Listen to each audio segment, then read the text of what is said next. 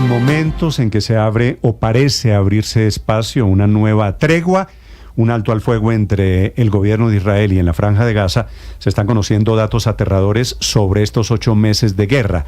Han muerto 13.000 niños, la cuota más alta de los civiles afectados por la guerra en el Medio Oriente. Silvia Carrasco.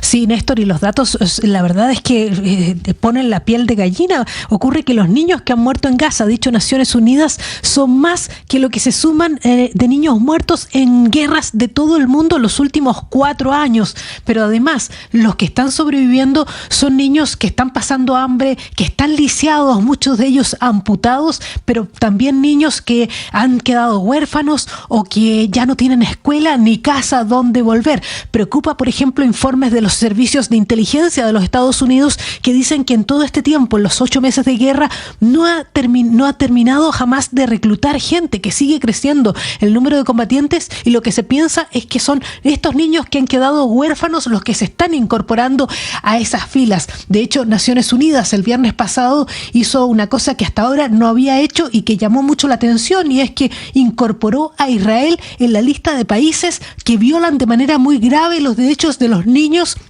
en conflictos armados. Por lo tanto, Israel aparece junto a países como Afganistán, Yemen, Somalia y Rusia. La situación de los niños en Gaza, la verdad es que es lo que más preocupa en este momento. Han sido desplazados, son 13.000, como decías tú, los que han muerto, pero son más de 600.000 los niños que han estado teniendo que cambiar de lugar de residencia, de montar una carpa para montar otra tienda de campaña en otro sitio, pues una semana sí, otra semana no, durante todos estos meses. Son más de 600.000 los niños que están en esta situación. Por eso la preocupación internacional por lo que está pasando con esos niños, los niños de Gaza, que además son los primeros que están sufriendo la falta de alimentos, Néstor, porque sobre todo en el norte de Gaza hay un temor grave de que empiecen a morir allí de manera sistemática niños por hambruna, pero tampoco hay hospitales que los puedan atender. Hay un caso que la verdad llamó muchísimo la atención en el Reino Unido de un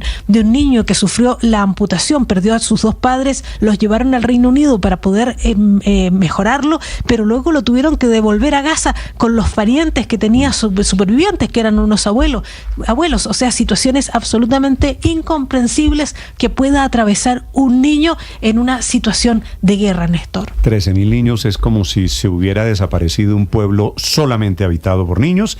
Trabaja en este tema de niños desde Gaza la organización, la ONG Save the Children. La dirige, es una ONG que tiene muchas personas a bordo trabajando afortunadamente desde el lugar, desde el Medio Oriente. La dirige don Vicente Raimundo. Señor Raimundo, bienvenido a Blue Radio, muy buenos días. Buenos días y muchas gracias. Señor Raimundo, ¿estos 13.000 niños que han muerto son blancos deliberados o lo que se llama en temas de guerra blancos colaterales de la guerra? Pues eso lo tendrá que determinar una investigación específica. Lo que sí que no hace falta determinar es que nos tendríamos que remontar casi al siglo XIX, a las guerras crudelísimas del XIX, para encontrar un conflicto armado en el que el porcentaje de población civil muerta sea tan alto como es en Gaza. La cifra más conservadora es que 2 de cada 3 personas que han muerto desde el 7 de octubre en Gaza eran mujeres y eran niños. Esa es la más conservadora. Hay quien la sube hasta el 70 al 80%. Y esto es lo significativo, esto es lo dramático, y esto es lo que está completamente injustificado. Sí, señor Raimundo, ustedes que están viendo, obviamente su organización muy dirigida a la protección o a la detección de los problemas de los niños, ¿qué están viendo esta mañana en Gaza sobre la posibilidad de que termine la tragedia o sobre la posibilidad de sacar a los niños de la tragedia? A ver, creo que han hecho una descripción muy precisa de cuál es la realidad de ser niño en Gaza. Es muy difícil poder decir que es el peor lugar del mundo para ser niño, pero si Gaza hoy en día no es el peor lugar del mundo para ser niña o niño, debe ser el segundo o el tercer peor lugar. Es decir, hemos normalizado un nivel de destrucción, una intensidad de ataques, un número de heridos, fallecidos, muertos y destrucción de toda la infraestructura que mantiene con vida a una persona, por supuesto más a un niño, que son mucho más vulnerables, que nos debería llamar llamar mucho la atención, ¿no? Después de esos 8 meses. Si después de la resolución del Consejo, si después de las peticiones de la comunidad internacional vamos a tener un alto el fuego duradero que nos permita hacer el trabajo humanitario, yo no lo sé. Lo que sí que sé es que llevamos semanas con cada vez menos ayuda humanitaria pudiendo entrar en la franja, con el hambre extendiéndose, con los hospitales dejando de funcionar, con el agua cada vez menos potable, con las personas cada vez más desplazadas. Es decir, la situación va a peor, no va a mejor. Señor Raimundo, le pregunto sobre exactamente la tarea que ustedes cumplen, porque hay una queja permanente de la falta de acceso a Gaza. Ustedes han estado permanentemente preocupados de lo que ocurre, de la atención de la gente allí, de los niños. ¿Cómo ha cambiado la situación de Save the Children antes de la guerra y ahora en la guerra?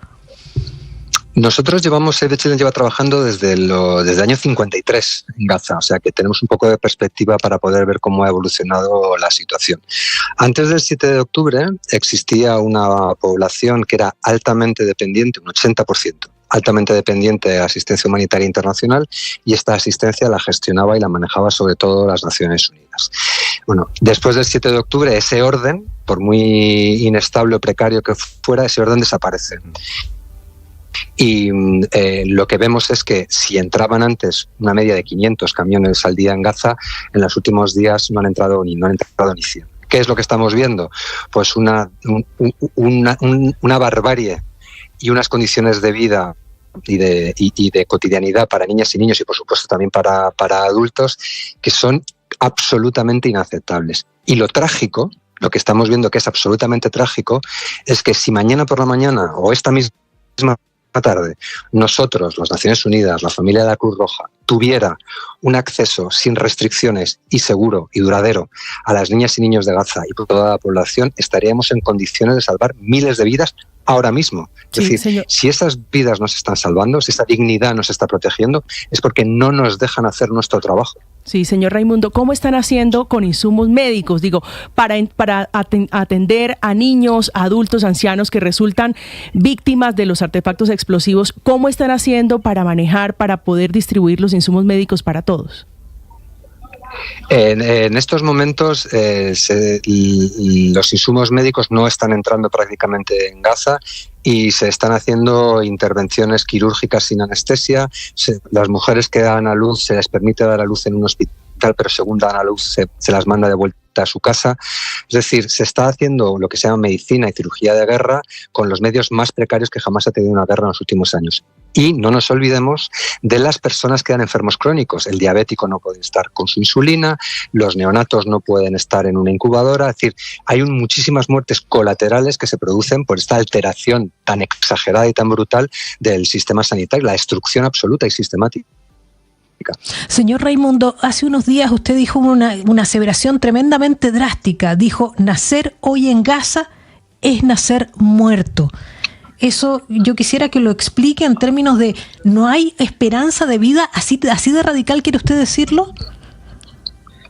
Antes del 7 de octubre, nacer en Gaza era nacer casi sin futuro. ¿Qué quiero decir con esto? Con una posibilidad prácticamente nula de poder salir de un territorio que está superpoblado, de un territorio cuyas fronteras no controlan los habitantes de ese territorio, y tu expectativa de vida, de tener una vida plena, es decir, poder realizar tus sueños y tus ilusiones, como pueden tenerlo mis hijas, mis hijos, ya no existía. ¿Vale? Es decir, ya era nacer de alguna manera un poco muerto en vida, o sea, no es muerto físicamente, pero era vivir por otro y una vida que tú no querías. Después del 7 de octubre, primero hay que quedar con vida. Es decir, la cifra de muertos y la proporción de muertos civiles es, insisto, tenemos que remontarnos casi al siglo XIX. ¿Y con qué trauma va a tener que vivir una niña o un niño que nace hoy de Gaza? ¿Con qué futuro? ¿Con qué trabajo? ¿Con qué educación? ¿Con qué familia va a vivir? Por eso decía, y es un poco hiperbólico y lo reconozco, que nacer hoy en Gaza es nacer muerto, porque ¿qué define una vida? Las ilusiones, las esperanzas, el trabajo, el poder ser padre o madre, el poder tener una familia, una profesión, un empleo. Eso no existe ni va a existir por decenas de años. Esta es la triste radiografía de la situación hoy en Gaza, especialmente para los niños. Una pregunta final, señor Raimundo. De 1,5 millones de desplazados, ¿cuántos son niños en Gaza? Pues antes del 7 de octubre, más del 50% de la población de Gaza era menor de 18 años. Por lo tanto, de esa cifra de desplazados que acaba de usted mencionar, más de la mitad son niñas y niños. Sí, pues es algo inimaginable. Sí, de acuerdo. 13.000 niños muertos, más de 700.000 niños desplazados por cuenta de estos 8 meses de horror en Gaza. Un gusto saludarlos. Y hay miles de desaparecidos. Sí, claro, sí, que es una cifra un poquito más incierta. Correcto. Pues, señor Raimundo, un reconocimiento desde Colombia al trabajo que hace Save the Children por los niños allí y por contarnos la radiografía de estos horrores de la guerra. Gracias. Gracias a ustedes. A usted, 9:43.